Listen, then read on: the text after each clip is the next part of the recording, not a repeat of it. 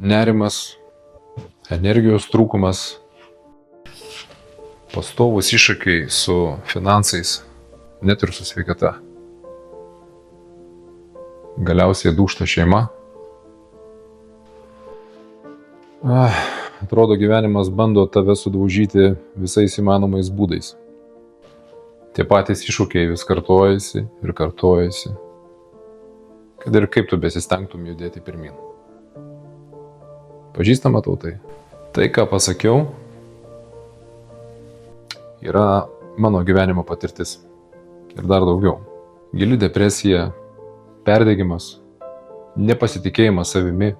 Tai tokia būsena, kai ryte nenori kilti iš lovos, kai tarsi trūksta oro ir atrodo, kad dūsti. Ir taip gyvenau aš ne vienerius metus. Ir vis galvojau, kas čia yra, kodėl man taip gyvenime nesiseka. Ir atrodo, būtų to maža.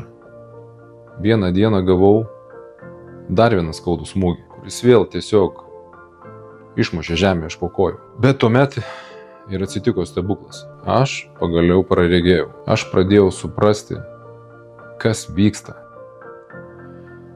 Po viso to, ką patyriau, supratau, kad tie visi išbandymai visatos siunčiami man ne veltui, o siunčiami tam, kad žmogų tiesiog sugniuždyti, kad jis liktų tarsi nuogas ir pakeltų akis į dangų, melsdamas pagalbos kaip paskutinės išeities. Nes nei psichologo tabletės, nei alkoholis nepadeda išeiti ir pabėgti iš tos būsenos.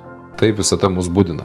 Deja, bet tik per skausmą žmogus sugeba praregėti, sustoti gyventi ir atsisukti save.